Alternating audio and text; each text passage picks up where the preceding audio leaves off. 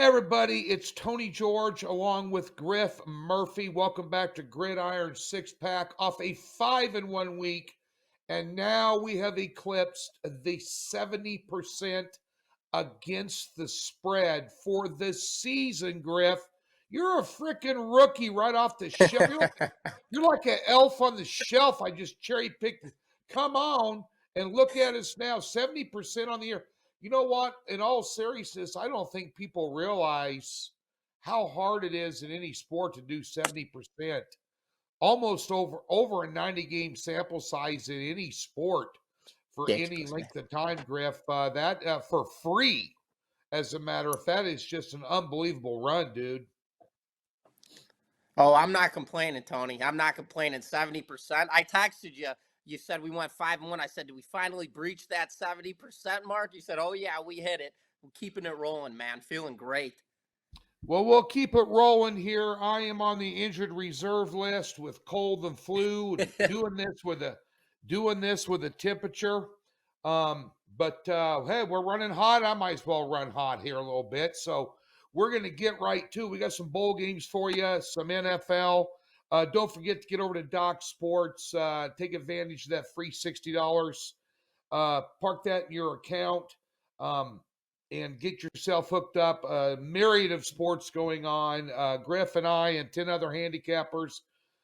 Consensus. I saw the consensus service over there was like plus $10,000 over the last 30 days. So be sure and get over and check all the offerings that we have over there for you. A lot of free stuff. And we'd be remiss in our duties, Griff, if we didn't say Merry Christmas to everybody. That's right. Merry Christmas, everybody. Happy holidays. Yeah, there's not neither one of us have a single Christmas decoration up. Um, I got in the office, you my have something green. Christmas. You got green, all right. No, Well, just green lighting. well, we got some bowl games over the holiday weekend and some football games on Christmas Day, including my Chiefs taking on the Raiders. So, looking forward to watching them kick the piss out of the Raiders on Sunday, or is it Monday or Sunday? What day is Christmas? Monday? I don't even know what day Christmas is. I think it's Monday. I don't know, man. Yeah. I'm not kidding you. There are literally 4 or 5 days a week. I'll get up and ask. My wife will be talking to me like at 10 in the morning, referencing something. I'll go, "What day of the week is this?" I don't even know what, because sports run concurrent. There is no days off. So, nonetheless, let's go ahead and get to the Camellia Bowl on Saturday, the early bowl game, 12 noon Eastern. Arkansas State, Northern Illinois. Northern Illinois, I'm still pissed at them. I took them for a big play this year, and I think it was against Tulsa, and they just crapped the bed. Looked like they had not even played organized football all year long. And of course, Arkansas State to start out the year was one of the lowest rated football teams in the power ratings out there. And third game into the season, after getting their ass kicked all over the place, they put in quarterback Rayner, who ended up being really good. Yep. And they went from worst to a bowl game. So Arkansas State's in a bowl game, and my Huskers aren't. So that's kind of where we're at here. But Arky State kind of brought themselves up from the ashes. Great coaching job down there, and of course Northern Illinois here. Step up in class, obviously, from their conference.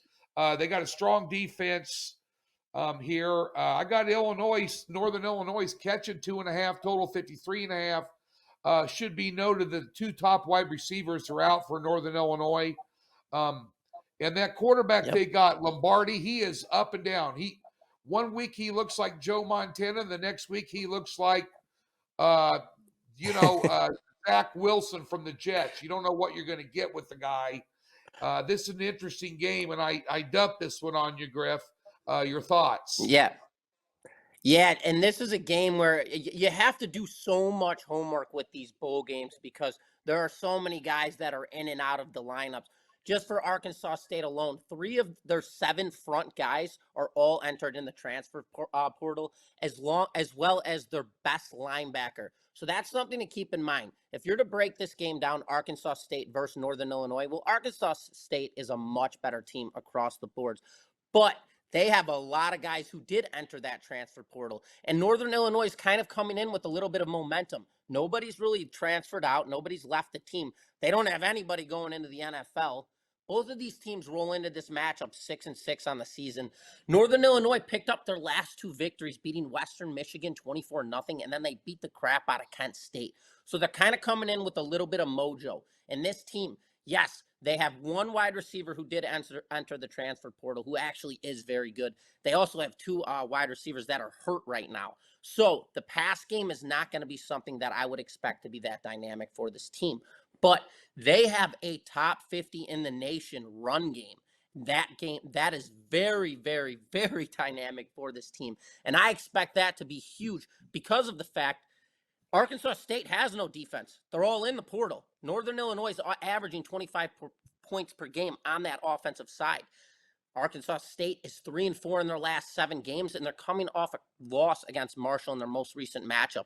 And if NIU can keep Arkansas State behind the chains, keep Raynor in that same situation he was in against loss last week, which I just don't see how Arkansas State's going to come into this game and win it. I like NIU in this matchup with the points, Tony. Rolling into our next game, we've got the Birmingham Bowl, and we've got Troy versus Duke.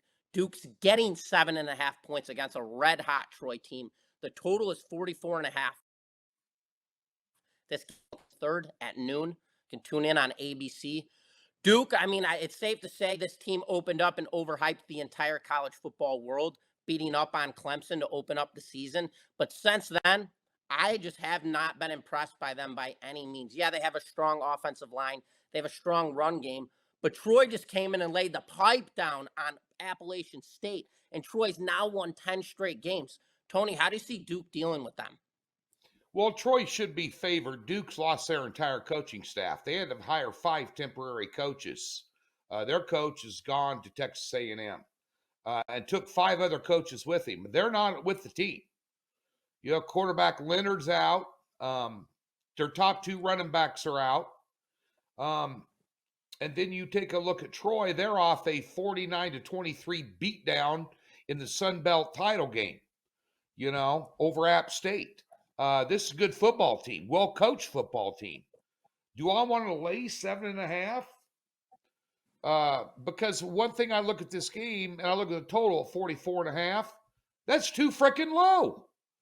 You take a look, quarterback Loftus stepped in for Duke. After Leonard's been out, last 3 games, they scored 34 points a game. I'm not kidding you.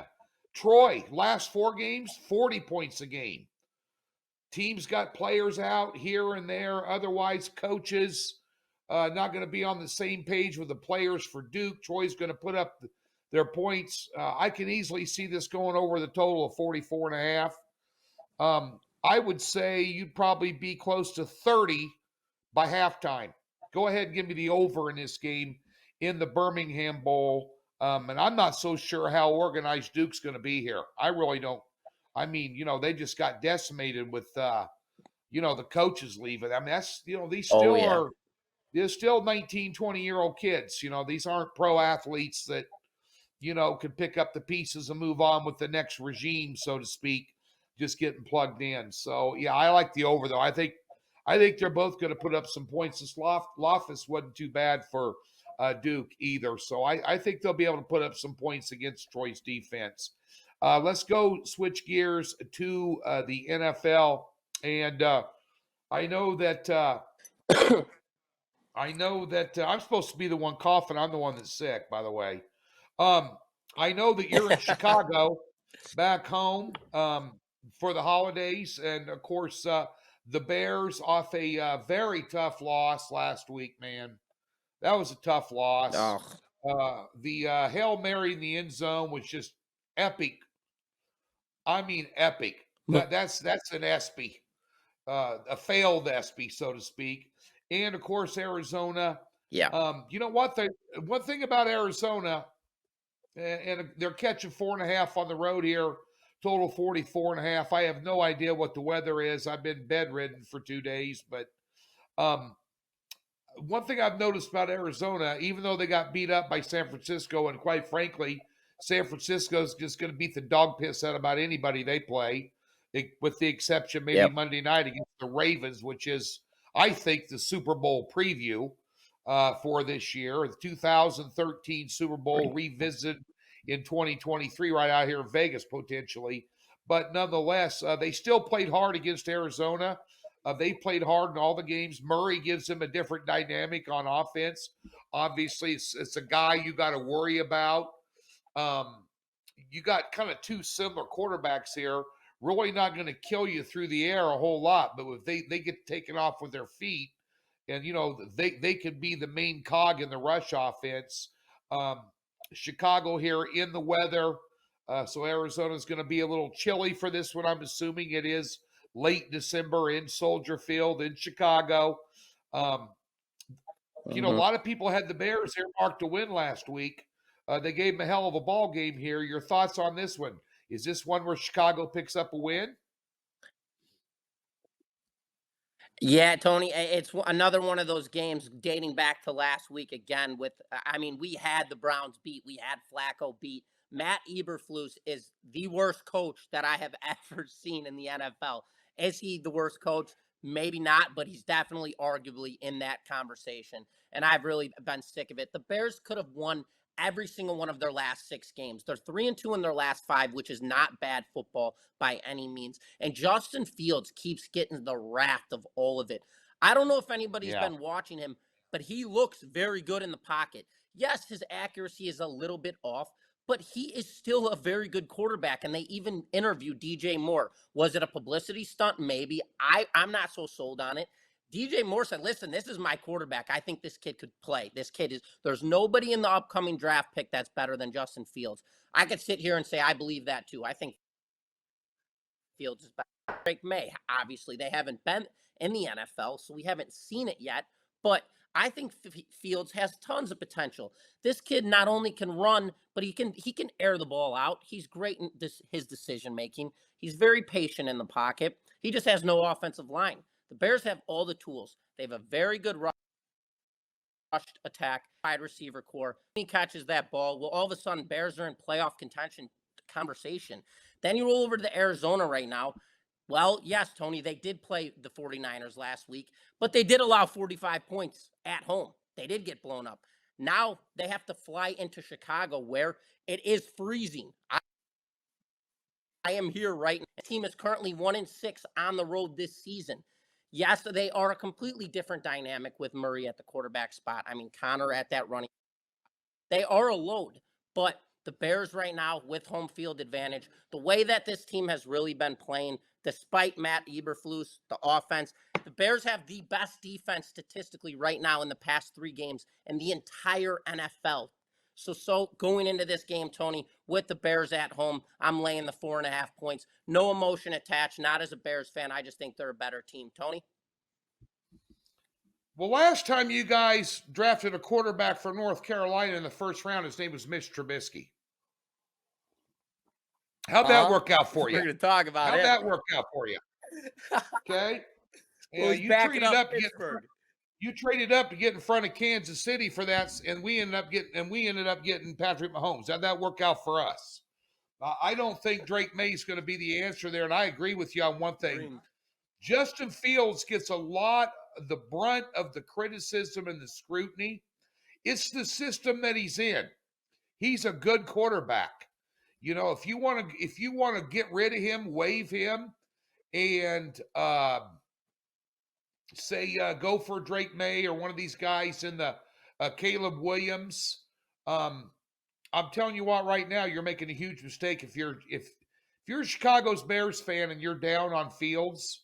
He's got nothing. Okay, they finally got DJ Moore going. He's a good wide receiver, but you don't have a threat of a running game. Your tight end is average. You don't have any depth to stretch a field vertically outside of Moore. I mean, the kid's been handed a big flaming dog turd. What do you expect? Anyway, rant now over. Shifting gears over to we've got Cincinnati. We've got Cincinnati rolling into Pittsburgh to play the Steelers. Obviously, the Steelers are getting 2.5 points at home in this matchup. We've got a total at 37.5. This game kicks off Saturday at December 23rd at 4:30. You can tune in on NBC. Well, to put it straightforward, Steelers have now dropped 3 straight. Bengals have now won 3 straight.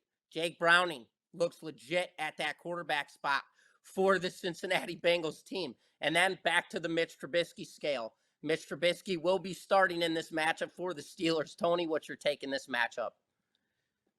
Well, they're him-hawing around between him and Mason Rudolph. I mean, one crap burger for another crap burger. One just has less mayo on it. I mean, I don't understand what they're doing at Pittsburgh, and I don't give a rat's ass. This is a bad football team. Tomlin getting rid of London there at offensive coordinator did nothing for them. They've scored 13, 18, and 10 their last 3 games. Come on. You're not. What are you going to do against Cincinnati? Let me tell you something. The last time that Pittsburgh scored over 18 points in a game was November 12th. Now, everybody says Browning is, he's a flash in the pan. He's a backup, smoke and mirrors. How's he doing it? I'll tell you how he's doing it. Dude, he's surrounded by talent. Now, I know Jamar Chase is out now, but still, Boyd, Higgins, Dixon. You got this kid out of Illinois, Chase Brown, this running back. He was a stud in college. I won a crap load of money on him when he on his team in college. And his brother's a hell of a defensive player too. And he's in the NFL. But I'm telling you right now, and Hudson's not a bad tight end.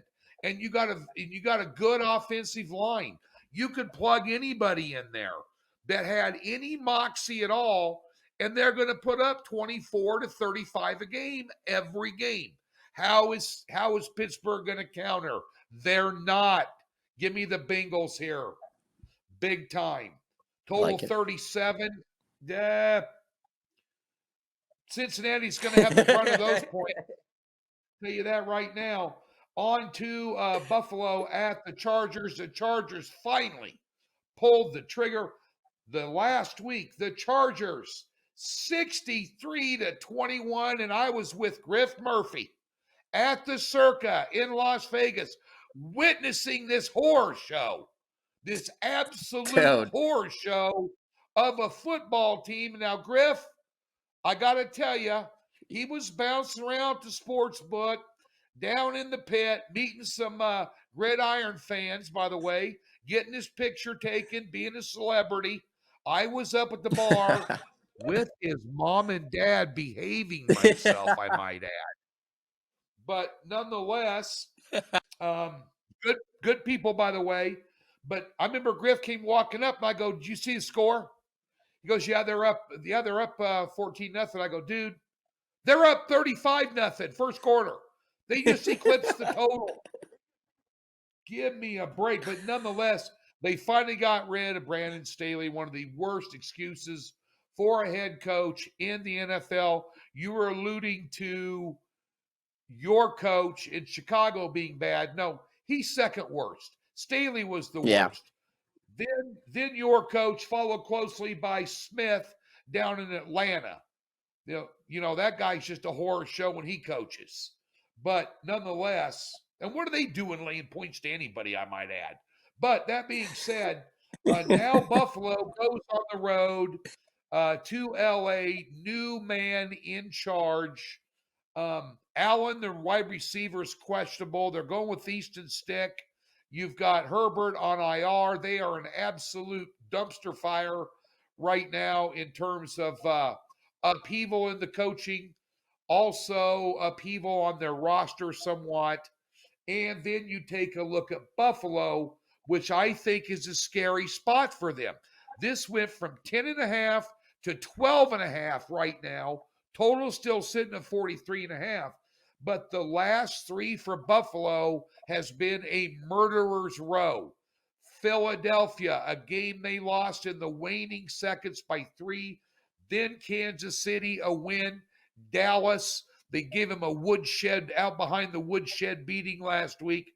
But Philly, KC, Dallas, and they're in a must-win situation here. Yep. But you wonder if that murderer's row of teams catches up with them here and how high they're going to be, especially off that big emotional game against Dallas. Short week and travel all the way across the country, Griff. What do you think about this 12.5 in the total? I don't think that that's going to play any much of a major role, considering the fact, well, we've said it week in and week out. This Chargers team really does. They suck. They're brutal across the offense. They're brutal across the defense. They're a struggle team. And Buffalo, 3 weeks ago, they were a very, very trembled team all over. You go on, you turn on Sports Center, the Bills, they're getting ripped apart. Everywhere you talk, the Bills are not the same Bills team. 3 weeks ago, they went into their bye week, came out of it, prevailed, beating Dallas and Kansas City. Dallas doesn't play good football on the road. I don't care. Dallas is still one of the top contending teams in all of the NFL. They are right there in the picture with the 49ers if they're at home. What? I will say. And then you what? look at this. Oh yeah, Dallas is on this. Dallas is on the same page as San Francisco. Are you high right now? They're not even in the same area code, dude. Oh, maybe I'm playing gonna at argue that home, all day. maybe where they beat up everybody they play at home is a weak sister, redheaded stepchild. They like a can they kick down the street. They play anybody good, they get their ass handed to them. They haven't beaten a team on the road that has over a 500 record all year long. They're not even in the same zip code as San Francisco. I'll make a side bet off the air on that for you. We'll talk on that, Tony. But I'm going at home. In my eyes, right now in this season, he is the best quarterback at home right now that I have seen. I've been watching whatever. Besides the point, getting back to the Bills, Tony. Right now, this Chargers team just got lit up to the Raiders. They allowed over. It was 45 points. It hit before halftime. They allowed 63 points defensively. The Chargers are 1-4 in their last 5 games.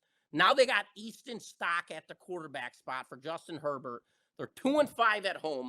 They've got to play a Buffalo team who's currently 5th in the NFL in total offensive yards. Josh Allen is at quarterback spot. This team's now won 2 in a row. They are rolling. Yes, I think Dallas is a phenomenal team, and I do think offensively they contend with that 49ers team. But, Tony, back to what I was saying with this Bills team, I don't care with all the Shalon and all the Fugazi that's going on with them. I'm laying the 11 points in this matchup. Switching gears, though, Tony, I felt like you were going to chime in there. New segment, we've got the Tony Tease 'em. Yeah, Tony? Teaser of the week. And folks, I know Griff doesn't know this. His internet's cutting out a little bit. That's okay. If you didn't, with Griff's internet cutting out, if you missed the news flash, Griffin Murphy has now stated, a handicapper on his show that has a 70% record on the year, that the Dallas Cowboys are in the same genre and on the same page as the San Francisco 49ers.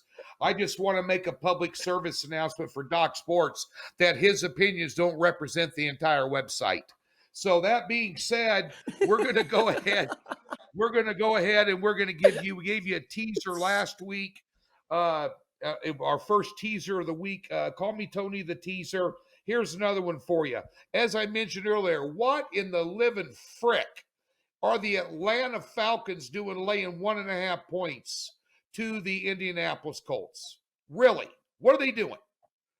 This coach is a lunatic. You got beat by the worst team in the NFL last week. You got a first-round draft pick in Bijan Robinson, and you gave him 8 touches the entire game. 8. He's the best player on the field. What are you doing?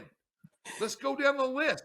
All these draft picks. They got Pitt's a couple years out of Florida. They don't even utilize him.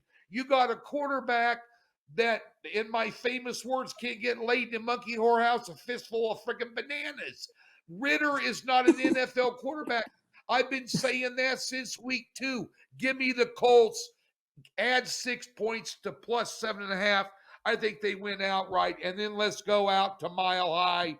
The Denver Broncos laying 6.5 to the New England Patriots. Denver fresh off an ass whipping at Detroit, where they kind of got exposed a little bit. However, New England on the road, Mile High, Zappy at quarterback. They don't travel well. They don't cover, what was it, the last 29 or last 30 games. With Bill Belichick now has been an underdog since I think since Brady's been gone, guess what? He's covered 5. He might cover the 6.5, maybe, and this is only if Denver trips and falls and does it to themselves, but I'll take Denver and tease them down to -0.5, along with the Colts up to 7.5. Another super lock of the Millennium teaser. Write it down, tattoo it to your girlfriend's rear end, whatever you got to do for the holiday weekend, folks. Listen, we appreciate you tuning in. Don't forget to leave comments. Full transparency. I got my ass handed to me last week in football. I went 1-2 in the bowls and won 1 NFL game out of 4 and lost a teaser. I stunk. I sucked.